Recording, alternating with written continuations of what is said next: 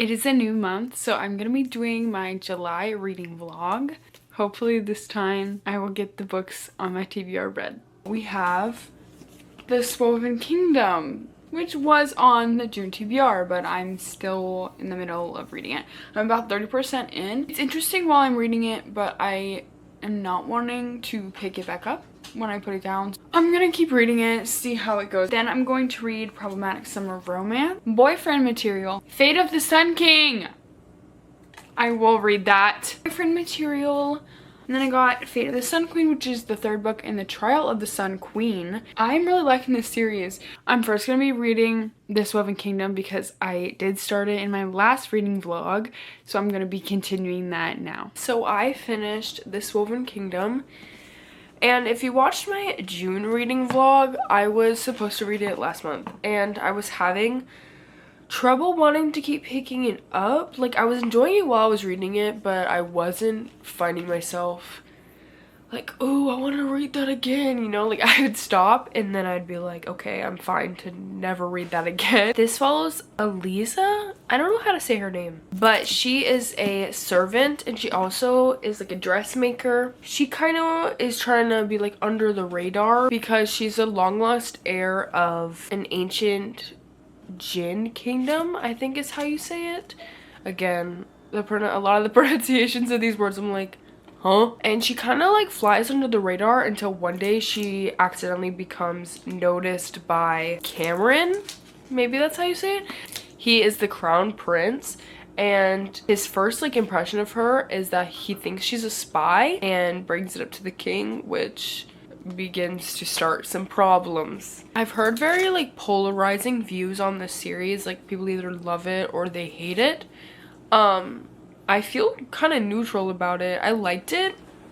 I rated it 4 stars. I am going to continue it at some point. I don't know if I'm going to continue it soon.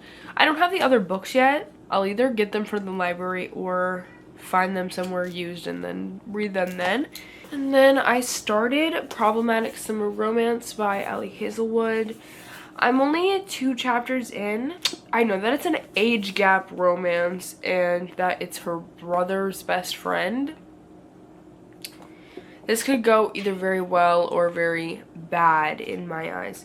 And it's set in Italy, I believe. Her brother is getting married and she's there for like a destination wedding. I didn't read Not in Love because I didn't want to, and I don't think it's that big of a deal that I'm reading this without reading Not in Love.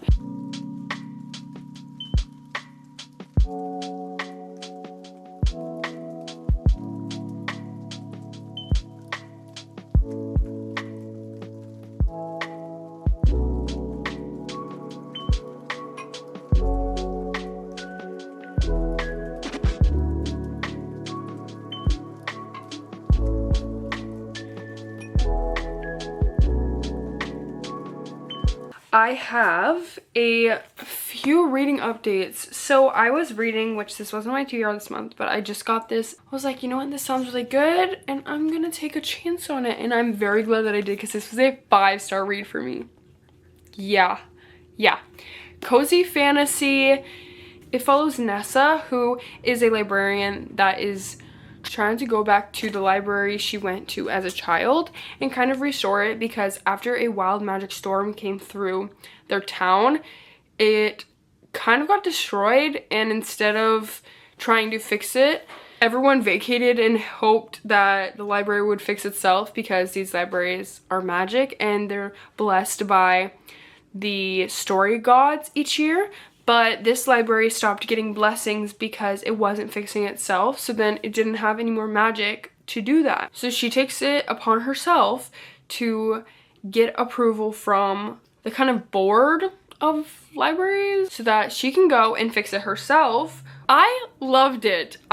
There are story spirits, and this library, particularly, the only library that does it apparently, this library has brought these characters to life. So there are like tiny dragons and like tinier knights and a grumpy demon and a girl who works there as a librarian, but she's from a story as well, and a red panda and a 3-headed dog, and it is just so fun.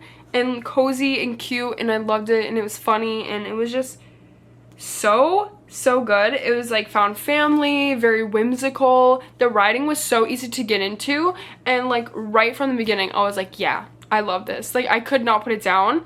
I was feeling kind of slumpy, and then I read this, and now I've just been like, read, because this is like amazing. I need to find more books like this, and I need everyone to go read this. It feels like a Studio Ghibli movie. So that's also amazing. She is so smart and headstrong and so emotionally intelligent, and he is so kind and sweet. And then I read Problematic Summer Romance, which I have mixed feelings on this because there are a lot of, I don't know if I'd say it's pop culture references, more like social media references, slang. Like I cannot. They made a comment because they're in Italy, and she made a comment like, oh, how many times a day do you think that he thinks about the Roman Empire? Are you seriously saying this to me while I'm reading this book? And she's supposed to be like 23 and he's 38. And like, okay, but they kept talking about like, oh, the age gap, but our age gap. Shut up. No, he kept talking about it. And she was kind of making jokes. It was just like stupid. Like, okay, I rated 3.75. I don't know how I completely feel because some aspects I did like, but also I felt like it kind of was like playing so much into the whole she's Gen Z and he's millennial. Had some entanglements. He would say, it's okay. Why? Why are you saying that? Like, shh, it's okay. Ew. In these romantic scenes, there is a common denominator in each one. In every single one. Allie Hazelwood, I don't want to know what you like. I don't want to know. And honestly, this just felt like they were physically attracted to each other. Like, okay, in the flashback, I can see that they got along personality-wise. But then when they see each other again, it's kind of just like, oh, like, well, we know we get. This is a problem that I have because people, like, I'll read books where the two characters, wonderful time years ago, and like they got along personality wise so amazingly, and like they were perfect, and oh my gosh, and then something happens, and then they see each other years later. Instead of trying to get to know each other on a deeper level, they're just like, oh, well, we're physically attracted, we already know that we get along, so let's just get it on. What happened to hello, how are you? It's frustrating because why are you trying to jump each other when you literally haven't talked in years? Or in this case, it's like 10 months. You talk about what happened first before you begin all up in it. They see each other and they have to have each other, and then they're in love. They're in love. It's because they're in love. I'm tired of it. I liked her friend Jade. I even liked her sometimes. And I'm not trying to yuck anyone's yum. If you had a great time, I'm glad. I'm actually jealous. I wish I had a great time. I wanted to really like. I DNF'd boyfriend material. I wasn't liking it at all. It was annoying. It was boring. I was thinking about DNFing it, and then I went onto Goodreads to see what the people were saying, what the masses were saying. And I'm glad that I did, because multiple reviews said that later on it makes jokes and makes light of SA. No. No. And now I'm 30% into Fate of the Sun Queen, and I'm loving it. I love this series. This is just like a classic fantasy romantasy series. The first book is A Trial of the Sun Queen, so it has trials, of course, and like different heirs to each kingdom kind of going against one another, like behind the scenes, and a lot of world building throughout the series. Last book in the series, this Rule of the Aurora King, you find out a lot about the Heart Kingdom and the Aurora Kingdom, and then the Sun Kingdom we're kind of more touching on in this book, and of course that's in the first book. And this one, oh my god, it's so good. I can't talk a lot about what happens in it because that would give spoilers for the first 2 books, but the romance is a slow burn. Slow burn. We're still not together. We've had some moments, some stolen glances, some moments, some brushing of hands. We've had all that. They've had some moments, but they're not together because they have things to worry about right now. Yeah, I'm 30% in and into the 3rd book in a 4-book series, I think, and they're not together. That is the making of a good series. I want to see the angst. I want to see the flirting. I want to see the stolen glances. I want to see the burn of it all. And then I want you guys to be together and then happy. And then in my mind, you're just happy living the life you fought for. I'm going to finish that book and then we're going to be done with this reading vlog. It's literally the 10th. I'm here with Kira. And we got blind glasses, so they're blind bags, but you know what I'm talking about. First year and so excited. We're both watching this right now. Oh wait, let's say which one.